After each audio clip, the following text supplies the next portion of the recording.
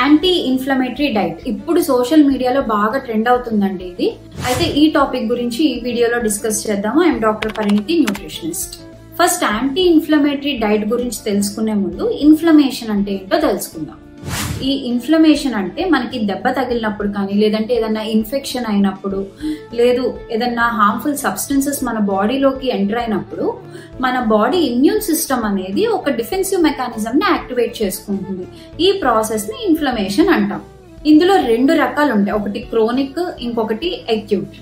Chronic అంటే ఏంటంటే ఈ దెబ్బ తగలడం లాంటివి, లేదంటే ఇన్ఫెక్షన్ రావడం లాంటివి ఏమి జరగకపోయినా సరే కంటిన్యూగా వచ్చే ఇన్ఫ్లమేటరీ రెస్పాన్సెస్ ని క్రోనిక్ ఇన్ఫ్లమేషన్ అంటాం. దీని టైం పీరియడ్ అనేది ఎక్కువగా ఉంటుందండి, మంత్స్ నుంచి ఇయర్స్ దాకా ఉంటుంది.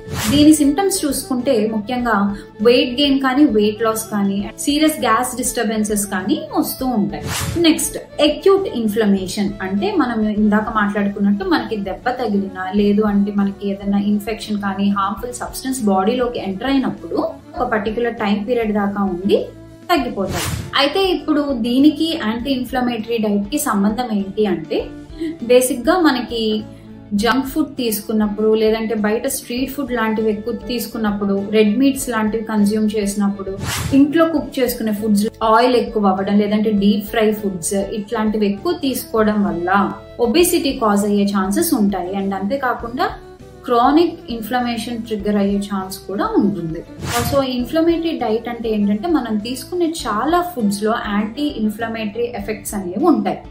ఈ ఫుడ్ తీసుకోవడం వలన ఏదైతే ఇన్ఫ్లమేషన్ కాజ్ అయిందో అది తగ్గుతుంది. అయితే అన్ని యాంటీ ఇన్ఫ్లమేటరీ ఫుడ్స్ ఈ ఇన్ఫ్లమేషన్ ని తగ్గిస్తాయా అనుకుంటే లేదండి, తగ్గించవు. మనం రీసెంట్ గా చూసుకుంటే గనక విద్యా బాలన్ గారు ఈ యాంటీ ఇన్ఫ్లమేటరీ డైట్ వల్ల చాలా సన్నగా అయ్యారు అనే పాయింట్ మెన్షన్ చేశారు.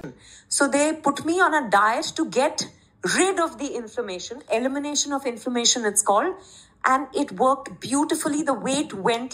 దాంతో పాటే తనకి పాలకూర పడదు అని చెప్పేసే పాయింట్ కూడా మెన్షన్ చేశారు. That you don't even know, I've been a vegetarian all my life. I didn't know palak and dudi don't suit me. అయితే ఈ పాలకూరలో చాలా యాంటీ ఇన్ఫ్లమేటరీ ప్రాపర్టీస్ ఉంటాయి. It is an anti inflammatory food, కాకపోతే అది తనకి suit అవ్వాల. Reason వచ్చేసి ఇందాక మనం అక్యూట్ ఇన్ఫ్లమేషన్ ఏదైతే మాట్లాడుకున్నామో, కొన్ని హార్మ్ఫుల్ సబ్స్టెన్సెస్ బాడీలోకి వెళ్ళినప్పుడు అవి ఇన్ఫ్లమేషన్ ని ట్రిగ్గర్ చేస్తాయి. సో ఎవ్రీ ఫుడ్, ఏ ఫుడ్ తీసుకున్నా సరే ప్రతి దాంట్లో కొన్ని సబ్స్టెన్సెస్, కొన్ని ఎంజైమ్స్ అనేవి ఉంటూ ఉంటాయి. ఈ సబ్స్టెన్సెస్ కొంతమందికి పడొచ్చు, కొంతమందికి పడకపోవచ్చు. సో ఈ యాంటీ ఇన్ఫ్లమేటరీ డైట్ క్రియేట్ చేసినప్పుడు మెయిన్ గా మనం చూసుకోవాల్సింది ఏంటంటే ఫుడ్ జర్నలింగ్ అండి. ఈ యాంటీ ఇన్ఫ్లమేటరీ ఎఫెక్ట్ ఏ ఏ ఫుడ్స్ లో అయితే ఉన్నాయో ఆ ఫుడ్స్ అన్ని తీసుకుని మీకు ఒక డైట్ చార్ట్ అనేది ప్రిపేర్ చేస్తారు. ఫస్ట్ ఆ డైట్ చార్ట్ మీకు ఇచ్చాక ఒక ఫుడ్ జర్నలింగ్ అనేది చేసుకోవాలి. అందులో ఉండే ప్రతి ఫుడ్ మీకు పడుతుందా లేదా అనేది మీరు అబ్జర్వ్ చేసుకోవాలి. పడిన వాటిని, పడని వాటిని డివైడ్ చేసుకుని నోట్ చేసుకోవాలి. సో వీటిలో నుంచి ఏవైతే ఫుడ్స్ మీకు పడతాయో వాటిని మాత్రమే తీసుకుని మీ డైట్ అనేది ప్రిపేర్ చేస్తారు. దీన్ని యాంటీ ఇన్ఫ్లమేటరీ డైట్ అంటారు.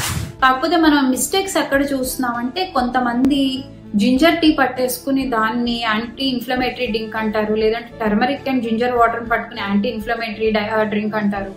సో ఇది కొంతమంది ఏం చేస్తున్నారంటే తెలుసుకోకుండా ఓకే ఇది ఇన్ఫ్లమేషన్ తగ్గించేస్తుంది కదా అని తీసేసుకుంటున్నారు.